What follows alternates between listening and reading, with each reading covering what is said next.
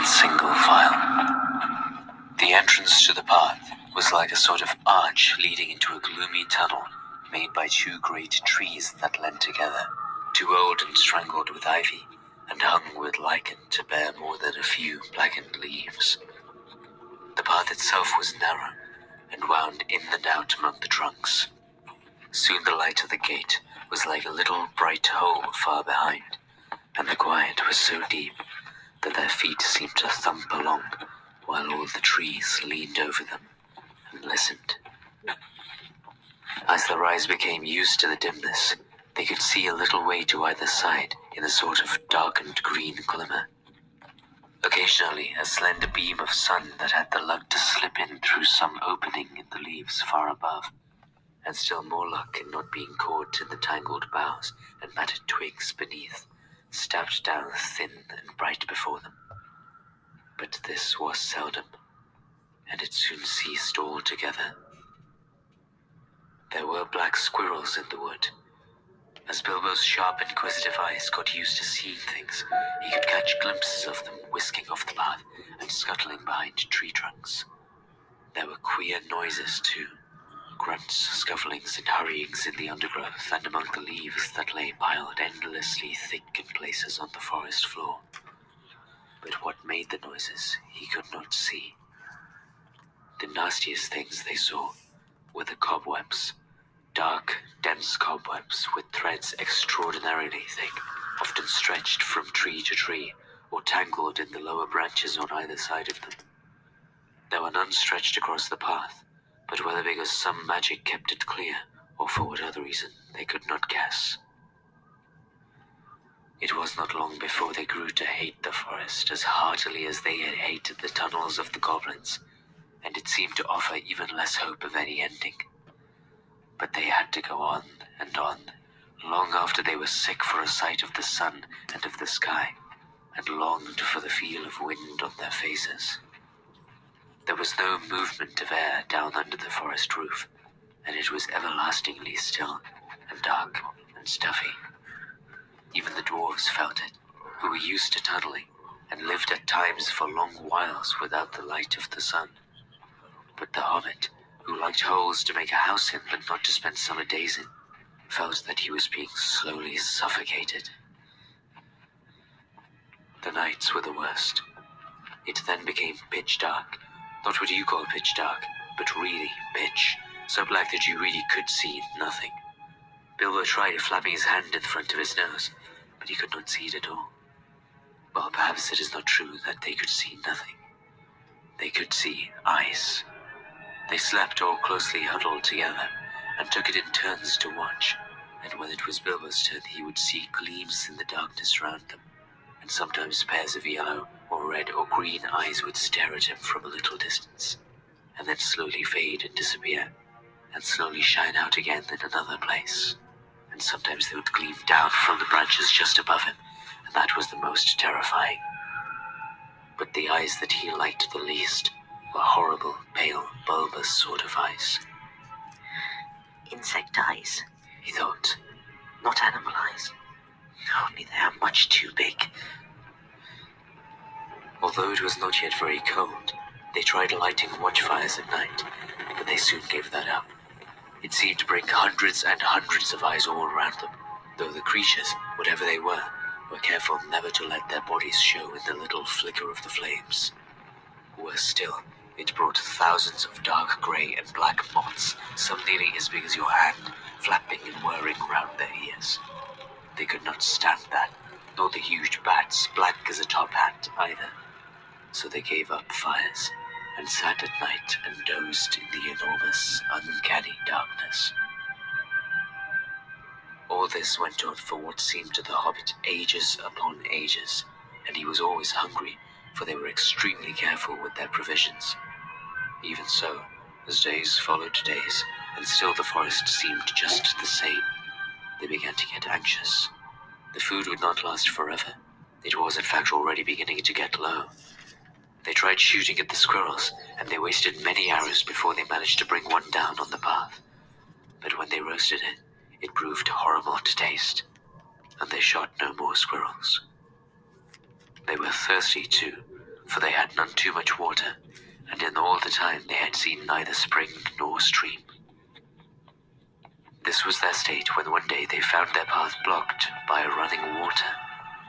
It flowed fast and strong, but not very wide right across the way, and it was black, or looked it in the gloom. It was well that Beorn had warned them against it, or they would have drunk from it, whatever its color, and filled some of their emptied skins at its bank. As it was, they only thought of how to cross it without wetting themselves in its water. There had been a bridge of wood across, but it had rotted and fallen, leaving only the broken posts near the bank. Bilbo, kneeling on the brink and peering forward, cried, There is a boat against the far bank. Now, why couldn't it have been this side? How far away do you think it is? asked Thorin, for by now they knew Bilbo had the sharpest eyes among them. Not at all far. I shouldn't think above 12 yards. 12 yards? I should have thought it was 30 at least. But my eyes don't see as well as they used to 100 years ago. Still, 12 yards is as good as a mile. We can't jump it, but we daren't try to wade or swim. Can any of you throw a rope? What's the good of that? The boat is sure to be tied up, even if we could hook it, which I doubt. I don't believe it is tied, said Bilbo. though of course I can't be sure in this light. But it looks to me as if it was just drawn up on the bank, which is low just there where the path goes down into the water. Dori is the strongest, but Fili is the youngest and still has the best sight, said Thorin. Come here, Fili, and see if you can see the boat Mr. Baggins is talking about. Fili thought he could, so when he had stared a long while to get an idea of the direction, the others brought him a rope. They had several with them, and on the end of the longest they fastened one of the large iron hooks they had used for catching their packs to the straps about their shoulders. Fili took this in his hand, balanced it for a moment, and then flung it across the stream. Splash! It fell in the water. Not far enough. Said Bilbo, who was peering forward. A couple of feet and you would have dropped it onto the boat. Try again. I don't suppose the magic is strong enough to hurt you if you just touch a bit of wet rope. Fili picked up the hook when he had drawn it back, rather doubtfully all the same. This time he threw it with great strength. Steady, said Bilbo. You've thrown it right into the wood on the other side now. Draw it back gently. Fili hauled the rope back slowly, and after a while Bilbo said, Carefully. It is lying on the boat. Let's hope the hook will catch. It did. The rope went taut, and Fili pulled in vain. Kili came to his help, and then Owen and Glóin. They tugged, and suddenly they all fell over on their backs. Bilbo was on the lookout, however, caught the rope, and with a piece of stick fended off the little black boat as it came rushing across the stream. Help! He shouted, and Balin was just in time to seize the boat before it floated off down the current.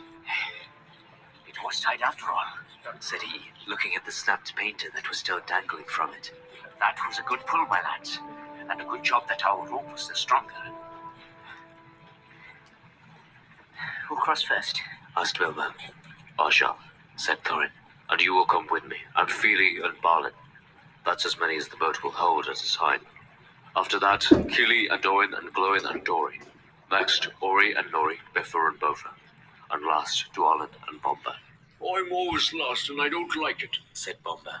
It's someone else's turn today. You should not be so fat. As you are, you must be with the last and lightest boatload. Don't start grumbling against orders, or something bad will happen to you. There aren't any oars. How are you going to push the boat back to the far bank? Asked the hobbit. Give me another length of rope and another hook, said Fili, and when they had got it ready, he cast it into the darkness ahead and as high as he could throw it. Since it did not fall down again, they saw that it must have stuck in the branches.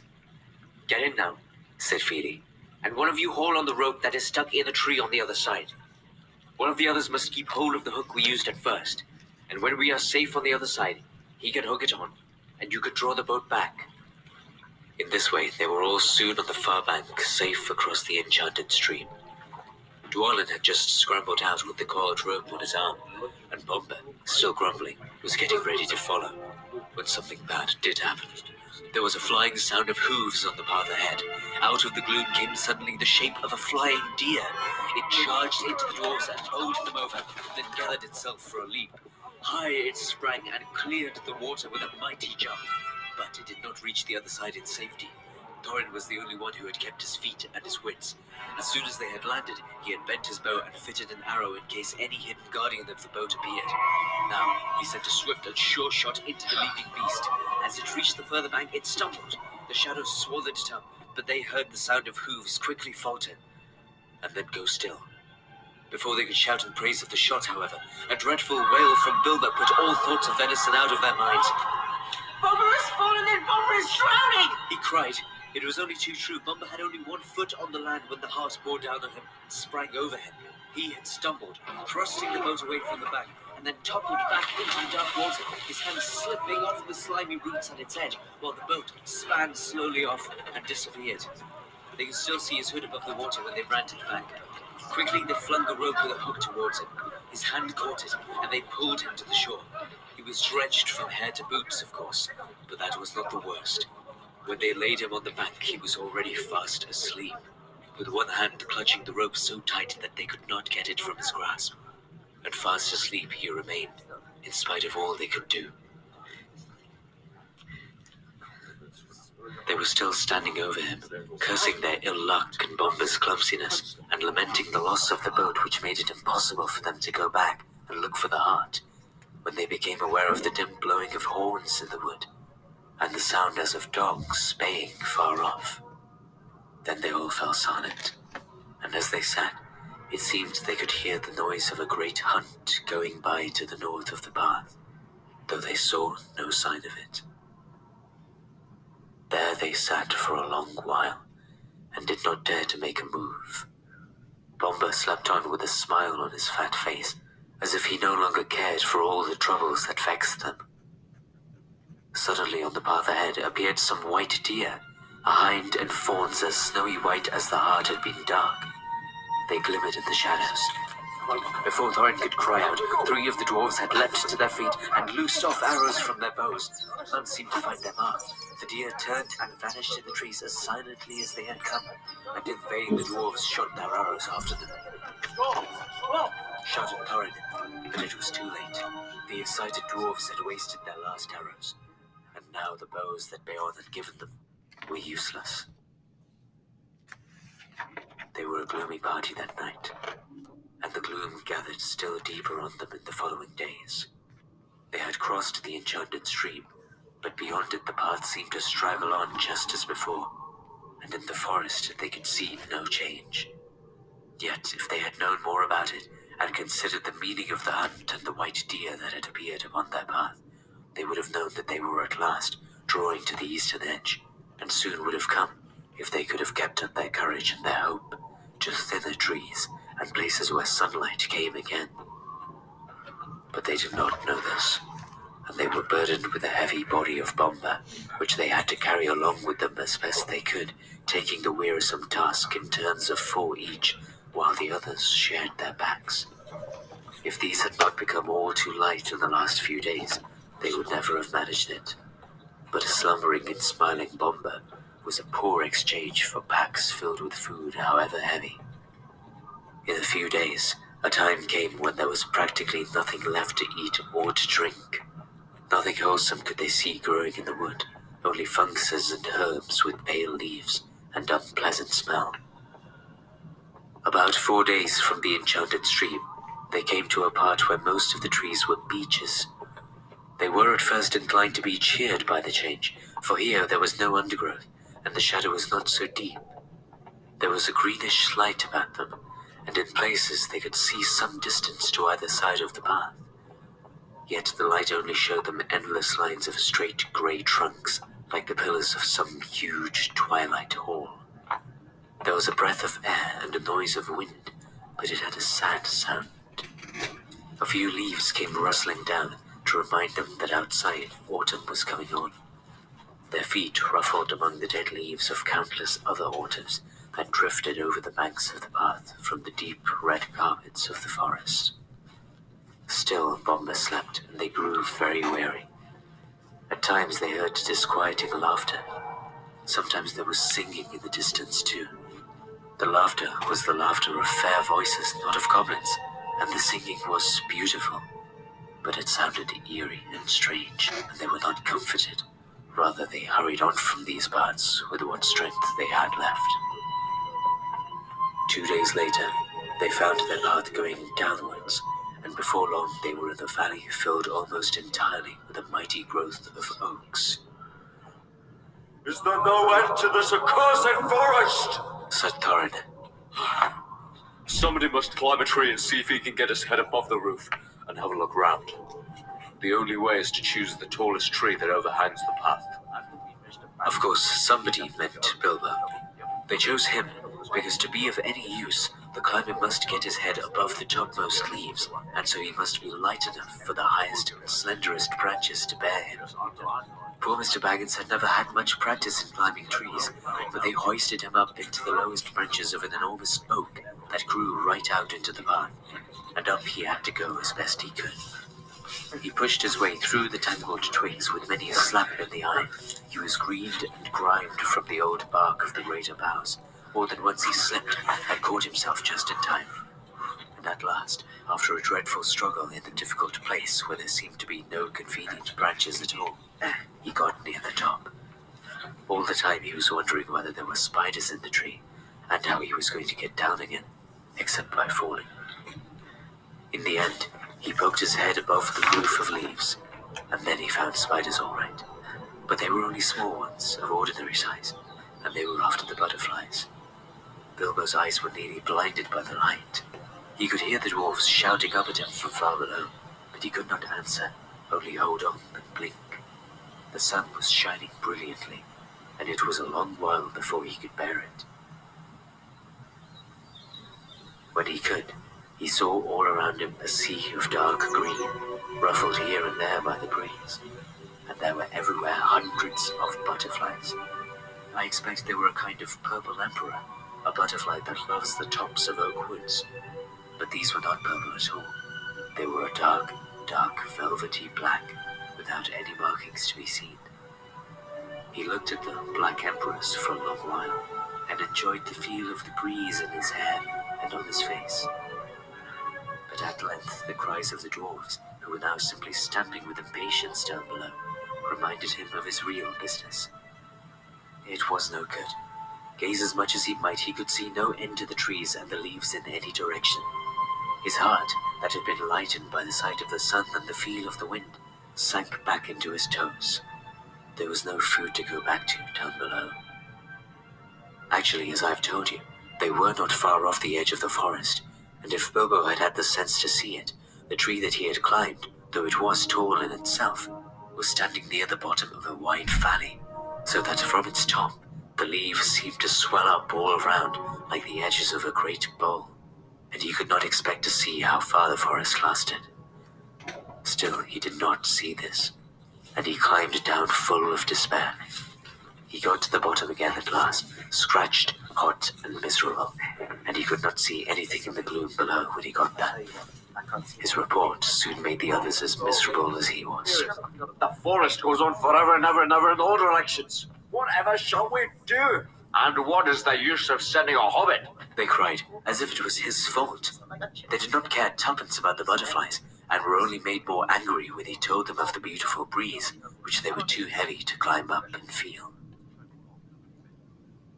That night they ate their very last scraps and crumbs of food, and next morning when they woke, the first thing they noticed was that they were still gnawingly hungry, and the next thing was that it was raining, and that here and there the drip of it was dropping heavily onto the forest floor.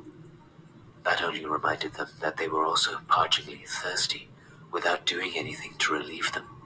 You cannot quench a terrible thirst by standing under great oaks and waiting for a chance drip to fall on your tongue. The only scrap of comfort there was came unexpectedly from Bomba. He woke up suddenly and sat up, scratching his head. He could not make out where he was at all, nor why he felt so hungry, for he had forgotten everything that had happened since they started their journey that May morning long ago. The last thing that he remembered was the party at the Hobbit's house, and they had great difficulty in making him believe their tale of all the many adventures they had had since. When he heard that there was nothing to eat, he sat down and wept, for he felt very weak and wobbly in the legs. Why ever did I wake up? He cried. I was having such beautiful dreams. I dreamed I was walking in a forest rather like this one, only lit with torches on the trees, and lamps swinging from the branches and fires burning on the ground. And there was a great feast going on forever. A woodland king was there with a crown of leaves, and there was a merry singing, and I could not count or describe the things there were to eat and drink. You need not try, said Thorin. In fact, if you can't talk about something else, you had better be silent. We are quite annoyed enough with you as it is. If you hadn't waked up, we should have left you to your idiotic dreams in the forest. You're no joke to carry even after weeks of short comments.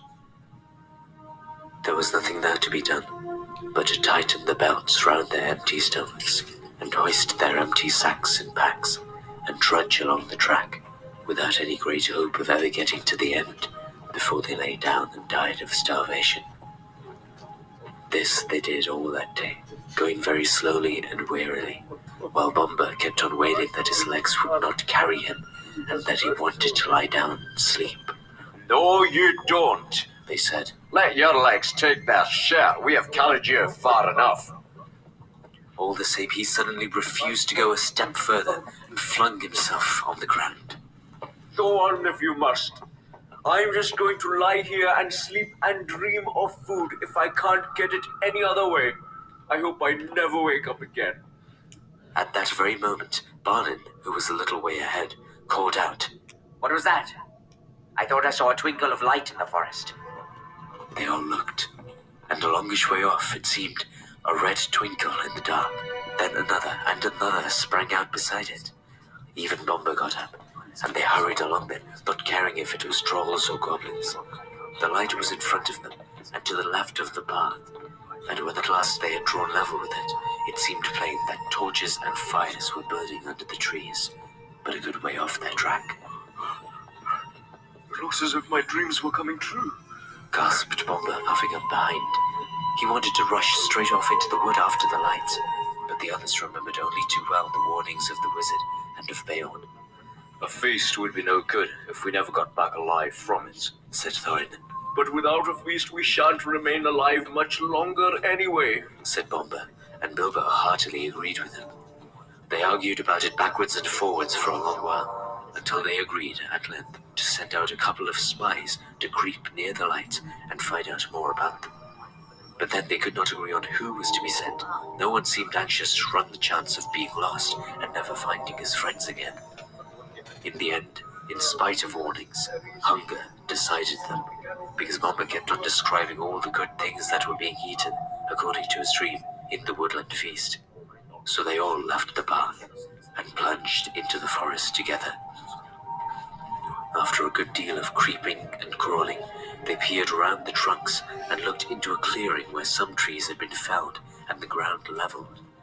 There were many people there, elvish-looking folk, all dressed in green and brown, and sitting on sword rings of the felled trees in a great circle. There was a fire in their midst, and there were torches fastened to some of the trees round about. But most splendid sight of all, they were eating and drinking and laughing merrily. The smell of the roast meats was so enchanting that, without waiting to consult one another, every one of them got up and scrambled into the ring with the one idea of begging for some food. No sooner had the first stepped into the clearing that all the lights went out as if by magic. Somebody kicked the fire and it went up with rockets of glittering sparks and vanished. They were lost in a completely lightless dark, and they could not even find one another, not for a long time at any rate. After blundering frantically in the gloom, falling over logs, bumping, crashing into trees, and shouting and calling till they must have waked everything in the forest for miles, at last they managed to gather themselves in a bundle and camp themselves by touch. By that time they had, of course, quite forgotten in what direction the path lay, and they were all hopelessly lost, at least till morning. There was nothing for it but to settle down for the night where they were, They did not even dare to search on the ground for scraps of food for fear of becoming separated again. But they had not been lying long, and Bilbo was only just getting drowsy when Dory, whose turn it was to watch first, said in a loud whisper, The lights are coming out again over there, and there are more than ever of them. Up they all jumped. There, sure enough, not far away, were scores of twinkling lights, and they heard the voices and the laughter quite plainly. They crept slowly towards them in a single line, each touching the back of the one in front. When they got near, Thorin said, No rushing forward this time. No one is to stir from hiding till I say. I shall send Miss Banks alone first to talk to them. They won't be frightened of him, What about me of them? thought Bilbo. And anyway, I hope they won't do anything nasty to him. when they got to the edge of the circle of lights, they pushed Bilbo suddenly from behind. Before he had time to slip on his ring, he stumbled forward into the full blaze of the fire and torches. It was no good. Out went all the lights again, and complete darkness fell. If it had been difficult collecting themselves before, it was far worse this time, and they simply could not find the Hobbit. Every time they counted themselves, it only made 13. They shouted and called, Bilbo Baggins! Hobbit! Get right, Hobbit! Hi, Hobbit! Confess to get you word are you? and other things of that sort, but there was no answer. They were just giving up hope when Dory stumbled across him by sheer luck. In the dark, he fell over what he thought was a log, and he found it was the Hobbit, curled up fast asleep. It took a deal of shaking to wake him, and when he was awake, he was not pleased at all. Oh, I was having such a lovely dream. He grumbled. All about having a most gorgeous dinner. Good heavens, he has gone like Bombara. They said, Don't tell us about dreams. Dream dinners aren't any good, and we can't share them. They're the best I'm likely to get in this beastly place. he muttered as he lay down beside the dwarves and tried to go back to sleep and find his dream again. But that was not the last of the lights in the forest. Later, when the night must have been getting old, Kili, who was watching them, came and roused them all again, saying, "There's a regular blaze of light begun not far away. Hundreds of torches and many fires must have been lit suddenly and by magic. And hark to the singing and the harps." After lying and listening for a while, they found they could not resist the desire to go nearer and try once more to get help. Up they got again, and this time the result was disastrous. The feast that they now saw was greater and more magnificent than before, and at the head of a long line of feasters sat a woodland king with a crown of leaves upon his golden hair, very much as Bombay had described the figure in his dream. The elvish folk were passing bowls from hand to hand and across the fires, and some were harping and many were singing. Their gleaming hair was twined with flowers, green and white gems glinted on their collars and their belts, and their faces and their songs were filled with mirth. Loud and clear and fair were those songs, and out stepped Thorin into their midst. Dead silence fell in the middle of a word. Out went all light. The fires leapt up in black smokes. Ashes and cinders were in the eyes of the dwarves, and the wood was filled again with their clamour and their cries. Bilbo found himself running round and round as he thought, and calling, Dory! Dory! Dory! Climb! Feely! Kili! Bimba! Bofa! Planet! Thorin Oak and Shield! while people he could not see or feel were doing the same all round him, with an occasional "Bilbo" thrown in. But the cries of the others got steadily further and fainter, and though after a while it seemed to him they changed to yells and cries for help in the far distance, all noise at last died right away. And he was left alone, in complete silence and darkness. That was one of his most miserable moments. But he soon made up his mind that it was no good trying to do anything till day came with some little light, and quite useless to go blundering about, tiring himself out with no hope of any breakfast to revive him. So he sat himself down with his back to a tree, and not for the last time fell to thinking of his far distant hobbit hole with its beautiful pantries. He was deep in thoughts of bacon and eggs and toast and butter, when he felt something touch him. Something like a strong, sticky string was against his left hand, and when he tried to move, he found that his legs were already wrapped in the same stuff, so that when he got up, he fell over. Then the giant spider, who had been busy tying him up while he dozed, came from behind him and came at him. He could only see the thing's eyes, but he could feel its hairy legs as it struggled to wind its abominable threads round and round him. It was lucky that he had come to his senses in time. Soon he would not have been able to move at all. As it was, he had a desperate fight before he got free. He beat the creature off with his hands. It was trying to poison him to keep him quiet, as small spiders do to flies, until he remembered his sword and drew it out. Then the spider jumped back, and he had time to cut his legs loose. After that, it was his turn to attack. The spider evidently was not used to things that carried such stings at their sides, or it would have hurried away quicker. Bilbo came at it before it could disappear, and struck it with his sword right in the eyes. Then it went mad, and leaped and danced and flung out its legs in horrible jerks, until he killed it with another stroke. And then he fell down, and remembered nothing more for a long while. There was the usual dim grey light of the forest day about him when he came to his senses. The spider lay dead beside him, and his sword blade was stained black. Somehow the killing of the giant spider, all alone by himself in the dark without the help of the wizard or the dwarves or of anyone else, made a great difference to Mr. Baggins. He felt a different person, and much fiercer and bolder in spite of an empty stomach, as he wiped his sword on the grass and put it back into its sheath. I'll give you a name, He said to it. and I shall call you Sting. After that, he set out to explore. The forest was grim and silent, but obviously he had, first of all, to look for his friends, who were not likely to be very far off unless they had been made prisoners by the elves, or worse things. Bilbo felt that it was unsafe to shout, and he stood for a long while wondering in what direction the path lay, and in what direction he should go first to look for the dwarves.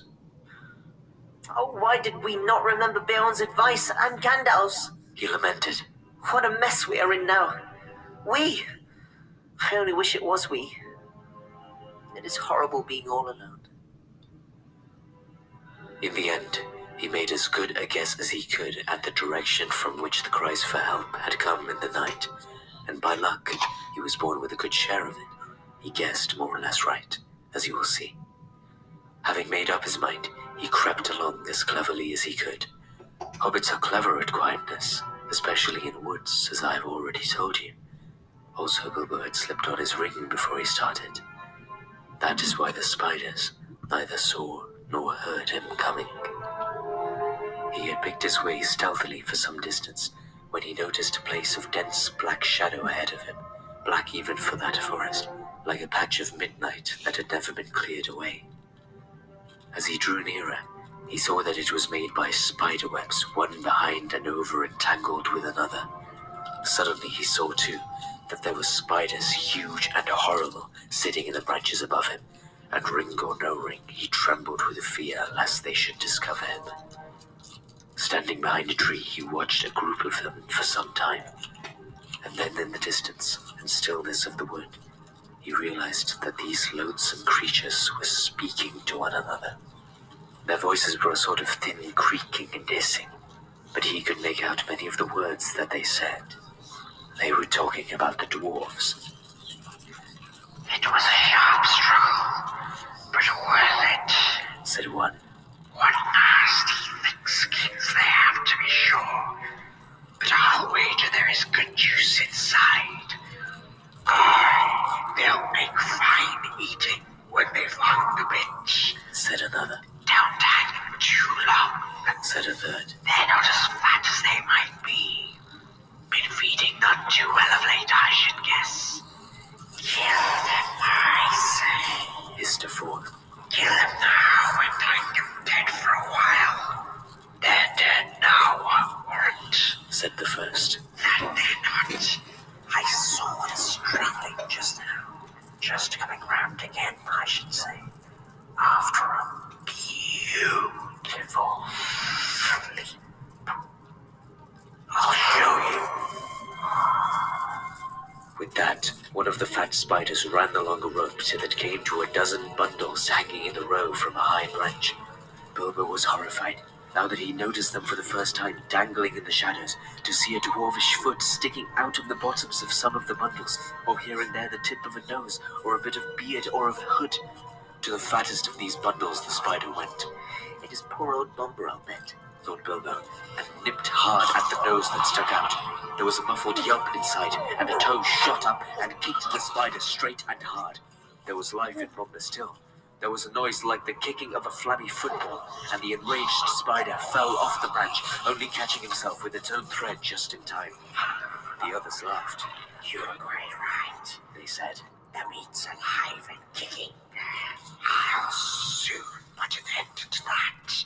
hissed the angry spider, climbing back onto the branch. Bilbo saw that the moment had come when he must do something. He could not get up at the brutes, and he had nothing to shoot with. But looking about, he saw that in this place there were many stones lying in what appeared to be a now dry little watercourse. Bilbo was a pretty fair shot with a stone, and it did not take him long to find a nice, smooth, egg-shaped one that fitted his hand cozily. As a boy, he used to practice throwing stones at things until rabbits and squirrels and even birds got out of his way as quick as lightning if they saw him stoop. And even grown up, he had still spent a deal of time in quoits, dart-throwing, shooting at the wand, bowls, ninepins, and other quiet games of the aiming and throwing sort. Indeed, he could do lots of things, besides blowing smoke rings, asking riddles, and cooking, that I haven't had time to tell you about. There is no time now. While he was picking up the stones, the spider had reached Bomber, and soon he would have been dead. At that moment, Bilbo threw. The stone struck the spider plunk on the head, and it dropped senseless off the tree, flopped to the ground, with all its legs curled up. The next stone went whizzing through a big web, snapping its cords, and taking off the spider sitting in the middle of it. Whack! Dead. After that, there was a deal of commotion in the spider colony, and they forgot the dwarves for a bit, I can tell you. They could not see Bilbo, but they could make a good guess at the direction from which the stones were coming. As quick as lightning, they came running and swinging towards the hobbit, flinging out their long threads in all directions till the air seemed full of waving snares. Bilbo, however, soon slipped away to a different place. The idea came to him to lead the furious spiders further and further away from the dwarves, if he could, to make them curious, excited, and angry all at once. When about 50 had gone off to the place where he had stood before, he threw some more stones at these, and at others that had stopped behind. Then, dancing among the trees, he began to sing a song to infuriate them, and bring them all after him, and also to let the dwarves hear his voice. This is what he sang. Oh, fat spider spinning in the tree. Oh, fat spider can't see me. Atagop, won't you stop? Stop your spinning and look for me. Oh, Tom Noddy, oh, big body. Oh, Tom Noddy can't spy me. Atagop, down you drop. You'll never catch me up your tree. Not very good, perhaps, but then you must remember he had to make it up himself on the spur of a very awkward moment. It did what he wanted anyway. As he sang, he threw some more stones and stamped. Practically all the spiders in the place came after him. Some dropped to the ground, others raced along the branches, swung from tree to tree, or cast new ropes across the dark spaces. They made for his noise far quicker than he had expected. They were frightfully angry. Quite apart from the stones, no spider has ever liked being called Atacop, and Tom Noddy, of course, is insulting to anybody. Off Bilbo scuttled to a fresh place, but several of the spiders had run now to different points in the glade where they lived, and were busy spinning webs across all the spaces between the tree stems. Very soon the hobbit would be caught in a thick fence of them all round him. That at least was the spider's idea. Standing now in the middle of the hunting and spinning insects, Bilbo plucked up his courage and began a new song. Lazy knob and lazy cock are weaving webs to wind me. I'm far more sweet than other meat, but still they cannot find me. Here I am, naughty little mice, you are fat and lazy. You cannot trap me, though you try, in your cobwebs crazy. With that he turned, and found that the last space between two tall trees had been closed with a web, but luckily not a proper web. Only great strands of double thick spider rope run hastily backwards and forwards from trunk to trunk. Out came his little sword. He slashed the threads to pieces and went off sinking. The spiders saw the sword, though I don't suppose they knew what it was, and at once the whole lot of them came hurrying after the hobbit along the glade and the branches, hairy legs waving, nippers and spinners snapping, eyes popping full of froth and rage. They followed him into the forest until Bilbo had gone as far as he dared. Then, quieter than a mouse, he stole back. He had precious little time, he knew, before the spiders were disgusted and came back to their trees where the dwarfs were hung. In the meanwhile, he had to rescue them. The worst part of the job was getting up onto the long branch where the bundles were dangling. I don't suppose he would have managed it if the spider had not, luckily, left a rope hanging down. With its help, though it stuck to his hand and hurt him, he scrambled up, only to meet an old, slow, wicked, fat-bodied spider who had remained behind to guard the prisoners and had been busy pinching them to see which was the juiciest to eat. It had thought of starting the feast while the others were away. But Mr. Baggins was in a hurry, and before the spider knew what was happening, it felt his sting and rolled off the branch, dead. Bilbo's next job was to loose a dwarf. What was he to do? If he cut the string which hung him up, the wretched dwarf would tumble thump to the ground a good way below. Wriggling along the branch, which made all the poor dwarves dance and dangle like red fruit, he reached the first bundle. Feely or Keely? He thought by the tip of a blue hood sticking out at the top. Most likely Feely. He thought by the tip of a long nose poking out of the winding threads.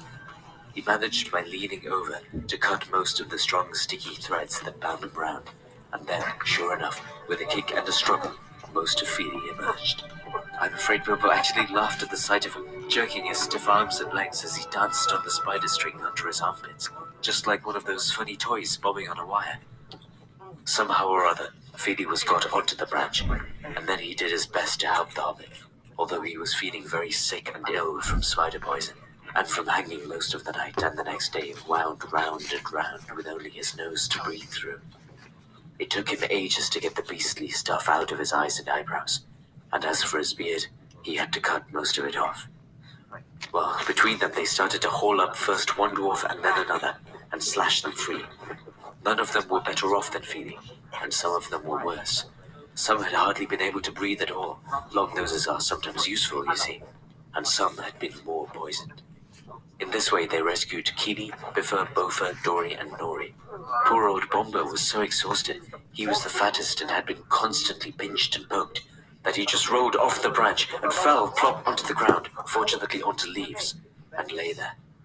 But there were still 5 dwarfs hanging at the end of the branch when the spiders began to come back, more full of rage than ever. Bilbo immediately went to the end of the branch nearest the tree trunk and kept back those that crawled up.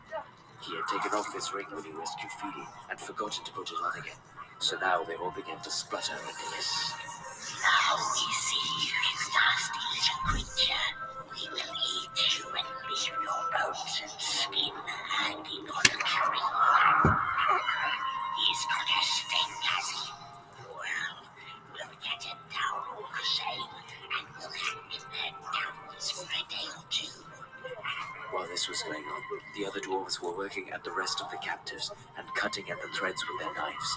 Soon all would be free, though it was not clear what would happen after that. The spiders had caught them pretty easily the night before, but that had been unawares and in the dark. This time there looked like being a horrible battle.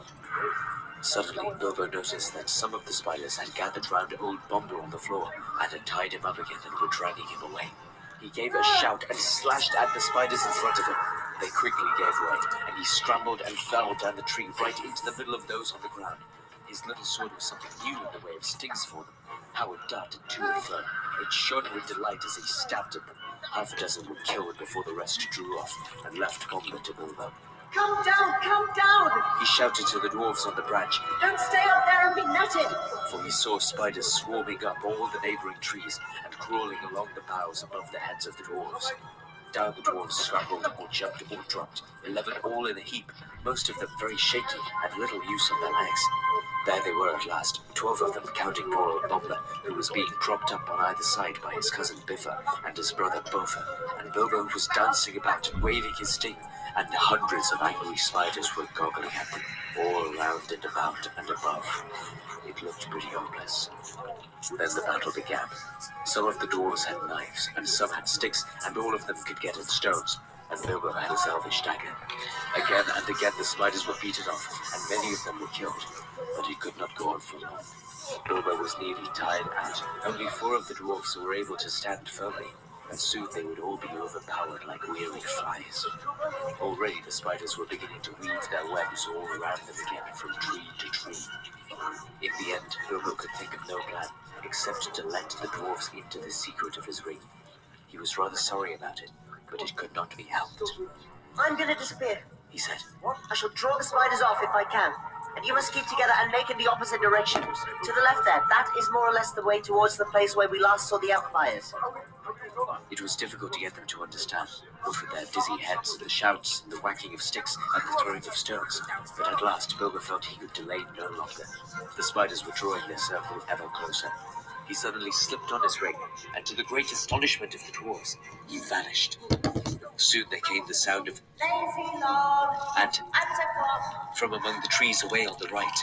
That upset the spiders greatly. They stopped advancing, and some went off in the direction of the voice. Attercop made them so angry that they lost their wits. Then Balin, who had grasped Bilbo's plan better than the rest, led an attack. The dwarves huddled together in a knot, and sending a shower of stones, they drove at the spiders on the left and burst through the ring. Away behind them now, the shouting and singing suddenly stopped. Hoping desperately that Bilbo had not been caught, the dwarves went on. Not fast enough, though. They were sick and weary, and they could not go much better than a hobble and a wobble, though many of the spiders were close behind. Every now and then they had to turn and fight the creatures that were overtaking them, and already some spiders were in the trees above them and throwing down their long, clinging threads.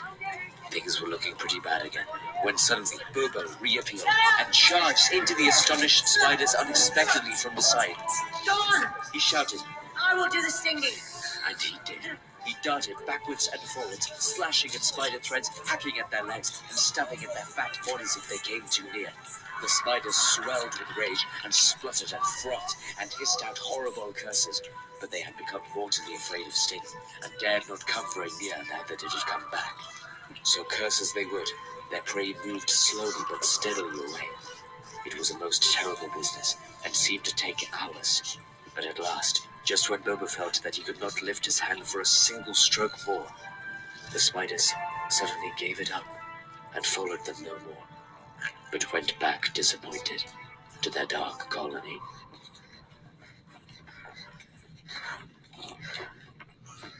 The dwarves then noticed that they had come to the edge of a ring where elf fires had been. Whether it was one of those they had seen the night before, they could not tell. But it seemed that some good magic lingered in such spots, which the spiders did not like. At any rate here, the light was greener, and the boughs less thick and threatening, and they had a chance to rest and draw breath. There they lay for some time, puffing and panting. But very soon they began to ask questions. They had to have the whole vanishing business carefully explained, and the finding of the ring interested them so much that for a while they forgot their own troubles. Balin in particular insisted on having the Gollum story, riddles and all, told all over again with the ring in its proper place. But after a time, the light began to fail, and then other questions were asked. Where were they? And where was their path? And where was there any food? And what were they going to do next? These questions they asked over and over again, and it was from little Bilbo that they seemed to expect to get the answers, from which you can see that they had changed their opinion of Mr. Baggins very much, and had begun to have a great respect for him, as Gandalf had said they would. Indeed, they really expected him to think of some wonderful plan for helping them, and were not merely grumbling. They knew only too well that they would soon all have been dead if it had not been for the Hobbit, and they thanked him many times. Some of them even got up and bowed right to the ground before him, though they fell over with the effort, and could not get on their legs again for some time. Knowing the truth about the vanishing did not lessen their opinion of Bilbo at all, for they saw that he had some wits, as well as luck and a magic ring, and all three are very useful possessions. In fact, they praised him so much that Bilbo began to feel there really was something of a bold adventure about himself after all, though he would have felt a lot bolder still if there had been anything to eat. But there was nothing at all, and none of them were fit to go and look for anything, or to search for the lost path. The lost path. No other idea would come into Bilbo's tired head. He just sat, staring in front of him at the endless trees, and after a while they all fell silent again. All except Balin. Long after the others had stopped talking and shut their eyes, he kept on muttering and chuckling to himself. Gollum, well, I'm blessed. So that's how he sneaked past me, is it? Now I know. Just crept quietly along, did you, Mr. Baggins? Buttons all over the doorstep. Good old Bilbo. Bilbo. Bilbo. Bo. Bo. Bo. And then he fell asleep. And there was complete silence for a long while. All of a sudden, Dwalin opened an eye and looked around at them. Where is Thorin? He asked. It was a terrible shock. Of course, there were only 13 of them, 12 dwarves and the hobbit. Where indeed was Thorin? They wondered what evil fate had befallen him, magic or dark monsters, and shuddered as they lay lost in the forest. There they dropped off one by one into uncomfortable sleep full of horrible dreams, as evening wore into black night. And there we must leave them for the present, too sick and weary to set guards or to take turns at watching. Thorin had been caught much faster than they had. You remember Bilbo falling like a log into sleep as he stepped into a circle of light. The next time it had been Thorin who stepped forward, and as the lights went out, he fell like a stone enchanted. All the noise of the dwarves lost in the night, their cries as the spiders caught them and bound them, and all the sounds of the battle next day had passed over him unheard. Then the wood elves had come to him, and bound him, and carried him away. The feasting people were wood elves, of course. These are not wicked folk. If they have a fault, it is distrust of strangers. Though their magic was strong, even in those days they were wary. They differed from the high elves of the West, and were more dangerous and less wise. For most of them, together with their scattered relations in the hills and mountains, were descended from the ancient tribes that never went to Faerie in the West. There the light elves and the deep elves and the sea elves went and lived for ages, and grew fairer and wiser and more learned, and invented their magic and their cunning craft in the making of beautiful and marvelous things, before some came back into the wide world. In the wide world, the wood elves lingered in the twilight of our sun and moon, but loved best the stars, and they wandered in the great forests that grew tall in lands that are now lost. They dwelt most often by the edges of the woods, from which they could escape at times to hunt, or to ride and run over the open lands by moonlight or starlight. And after the coming of men, they took ever more and more to the gloaming and the dusk. Still, elves they were and remain, and that is good people. In the great cave some miles within the edge of Mirkwood on its eastern side, there lived at this time their greatest king. Before his huge doors of stone, a river ran out of the heights of the forest and flowed on and out into the marshes at the feet of the high wooded lands.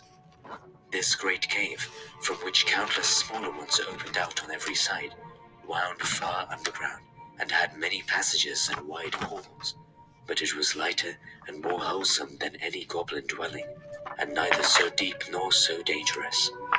In fact, the subjects of the king mostly lived and hunted in the open woods, and had houses or huts on the ground and in the branches. The beeches were their favorite trees. The king's cave was his palace, and the strong place of his treasure, and the fortress of his people against their enemies. It was also the dungeon of his prisoners. So to the cave they dragged Thorin, not too gently, for they did not love dwarves and thought he was an enemy. In ancient days they had had wars with some of the dwarves, whom they accused of stealing their treasure. It is only fair to say that the dwarves gave a different account, and said that they only took what was their due, for the Elf King had bargained with them to shape his raw gold and silver, and had afterwards refused to give them their pay. If the Elf King had a weakness, it was for treasure, especially for silver and white gems, and though his hoard was rich, he was ever eager for more, since he had not yet as great a treasure as other elf lords of old. His people neither mined nor worked metals or jewels, nor did they bother much with trade or with tilling the earth. All this was well known to every dwarf, though Thorin's family had nothing to do with the old quarrel I have spoken of. Consequently, Thorin was angry at their treatment of him when they took their spell off him and he came to his senses. And also he was determined that no word of gold or jewels should be dragged out of him. The king looked sternly on Thorin when he was brought before him, and asked him many questions. But Thorin would only say that he was starving. Why did you and your folk 3 times try to threaten my people at their merrymaking? Said the king. We did not attack them. Answered Thorin. We came to beg because we were starving. Where are your friends now? And what are they doing? I don't know, but I expect starving in the forest. What were you doing in the forest? Looking for food and drink because we were starving. But what brought you into the forest at all? Asked the king angrily. At that point, Thorin shut his mouth and would not say another word. Very well, Said the king. take him away and keep him safe until he feels inclined to tell the truth, even if he waits 100 years. Then the elves put thongs on him and shut him in one of the inmost caves with strong wooden doors, and left him. They gave him food and drink, plenty of both, if not very fine, for wood elves were not goblins, and were reasonably well behaved even to their worst enemies when they captured them. The giant spiders were the only living things that they had no mercy upon. There, in the king's dungeon, poor Thorin lay, and after he had got over his thankfulness for bread and meat and water, he began to wonder what had become of his unfortunate friends. It was not very long before he discovered, but that belongs to the next chapter, and the beginning of another adventure, in which the Hobbit again showed his usefulness.